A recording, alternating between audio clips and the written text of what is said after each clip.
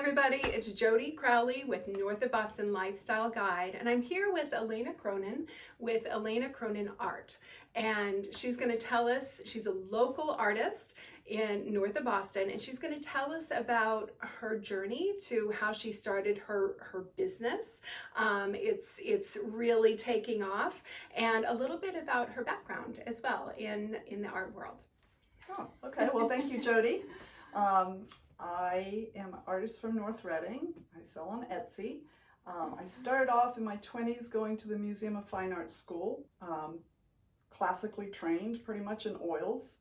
And then, about 10 years ago, I got back into art and did watercolor and had to relearn painting because watercolor is very different than oils, but it's much easier to do outside and at home. It's not so messy. When I retired, I decided that I would go full-time, open an Etsy shop so that I could make my art accessible and affordable to everyone. Nice. People were asking me constantly to have my paintings, either buy them or have them, and they all wanted the same few paintings. So in order to share it with everyone, I started printing. I had to learn the G-clay process of printing to produce the prints as close to the originals as possible, and which is very time consuming. So then I started selling them on Etsy, and it's been great. Nice. I've met a lot of nice people. I've had a lot of help from the community. Like I sell them in Skin Savvy, which is a place in North Reading, and she very nicely offered to let me put them in her shop. Nice. And yeah. And you and I met a mutual acquaintance. Yes. Purchased 4 of her beautiful pieces of art and decorated her father's home. She has a website. She has she sells her art on Etsy. She has Instagram. There's all kinds of, and we'll make sure and she's on TikTok, and we're in her studio space here, and she just has art everywhere. Yeah, it's overwhelming. Yeah, I don't know if you want to tell us a little bit about some of the art on the wall. It's gorgeous. So most of my art is done in Bailey Island, Maine. Yeah. Where we have a cottage. And this is Mackerel Cove, which is actually a very famous cove. Yeah. Beautiful cove. I also like to do wildlife, so this is an owl. Yeah. To just show how I try to get them identical.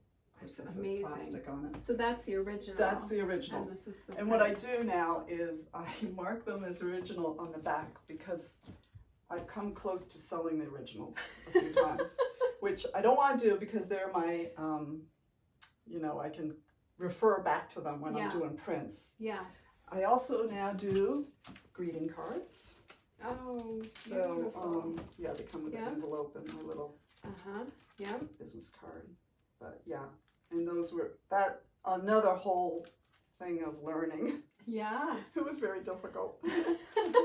I don't think people realize how complicated watercolor is. Watercolor and the printing, I find the printing harder than the watercolor. And the watercolor's hard enough. The watercolor's hard, but if I do a bad one, I just chuck it in my pile. Yeah. And I do another. I do like probably 10 paintings before I get one that I actually want to print out and sell. And the printing is a little bit fluky.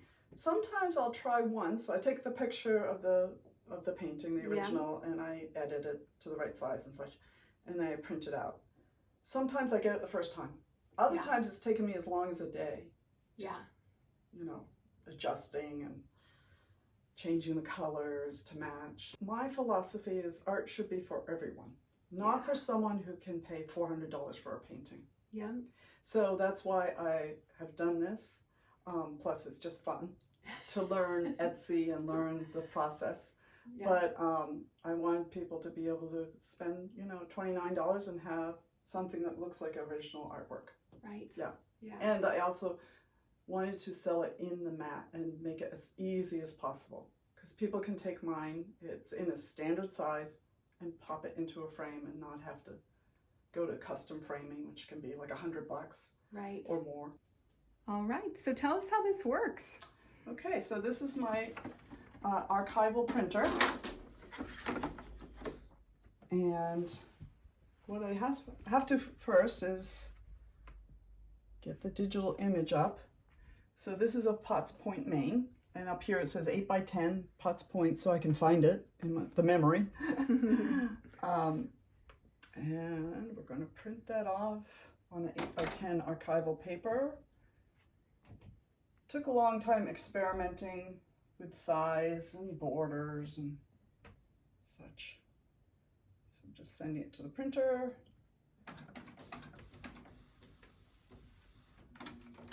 Here we go. So this is easy now because I spent probably a day trying to get the tones correct in this and the colors. So once the order comes in, everything's printed by myself so that I can quality control it and sign it, date it, I mat it.